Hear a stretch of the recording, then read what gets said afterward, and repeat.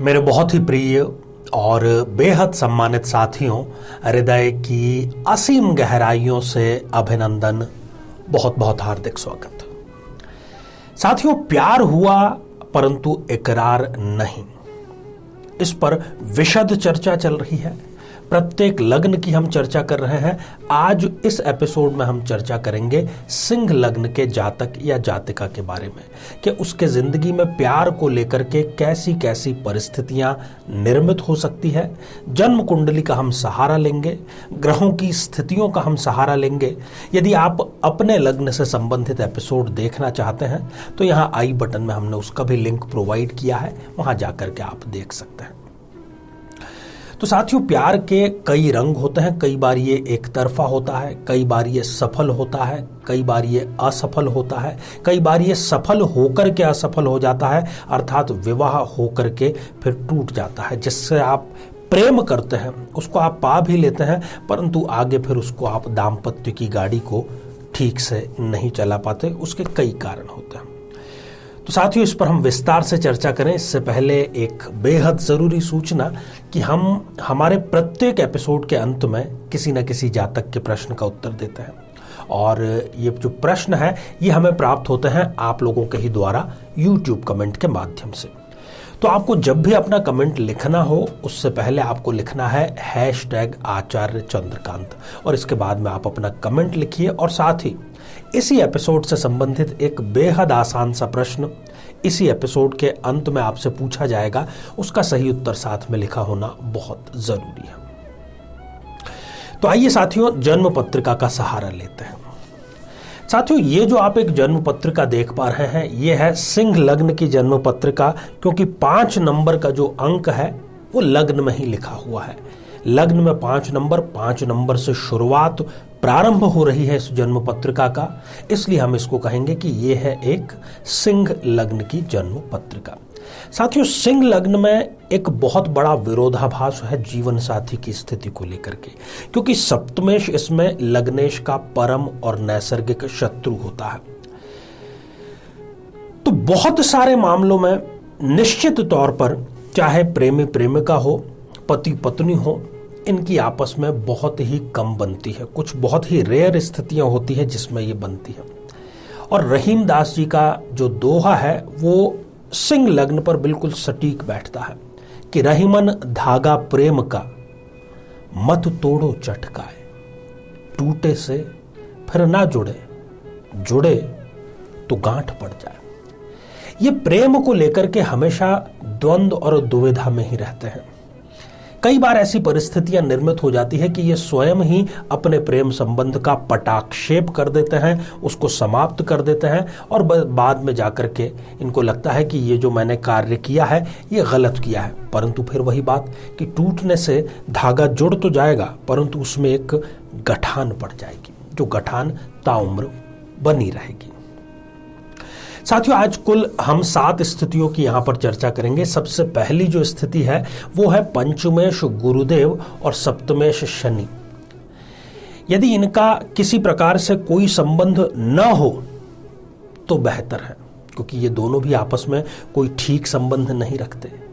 यदि इनका किसी प्रकार से कोई संबंध नहीं है तब तो सिंह लग्न का ये जो जातक है ये किसी से प्रेम यदि करता है तो प्रेम में ये आगे भी बढ़ेगा, अपने प्यार का इजहार भी करेगा, और आगे चल करके इनके प्यार के सफल होने की जो संभावना है वो बहुत अच्छे प्रतिशत में रहती है। परंतु यदि इन दोनों की कहीं पर युति हो जाए, दृष्टि संबंध हो जाए या स्थान परिवर्तन हो जाए, तब फिर ये प्यार तो करेंगे, इकरार भी करेंगे, और जिससे ये प्यार करके शादी करेंगे लंबे समय तक वो शादी टिक नहीं पाएगी। साथियों, दूसरी स्थिति, यदि इस जन्म पत्रिका में पंचम भाव में ही मंगल या शुक्र या ये दोनों ही अवस्थित हो तब फिर ये प्यार करते हैं, बहुत ज्यादा देरी भी नहीं लगाते उसका इकरार करने में, और प्यार में इनके सफलता की जो दर है वो भी अच्छी रहती है। प्रेम विवाह की सफलता की दर भी अच्छी रहती है। परंतु यदि किसी जन्म पत्रिका में मंगल या शुक्र या फिर ये दोनों ही त्रिक भावों में विराजमान हो जाए तो प्रेम की असफलता एक प्रकार से इनके लिए गारंटेड हो जाती है। साथियों, तीसरी स्थिति यदि मंगल उच्च राशि के हो जाएं इस जन्म पत्रिका में, जो कि इस जन्म पत्रिका में योग कारक स्थिति में है, यदि 10 नंबर का अंक, 1 नंबर का अंक, 8 नंबर का अंक, यदि यहां पर मंगल देव विराजमान है तो इनको प्रेम में सफलता भी मिलेगी। और खास तौर पर यदि ये मंगल की दशा अंतरदशा की भुक्ति कर रहे हैं, इनको मंगल की दशा अंतरदशा चल रही है, फिर तो सोने पर सुहागा है। और ठीक इसके विपरीत यदि बात करें तो मंगल देव यदि इस जन्म पत्रिका में तृक राशि में हो, जैसा कि हमने पहले भी अभी बतलाया, तो पहली बात तो इनको प्रेम में सफलता मिलती नहीं।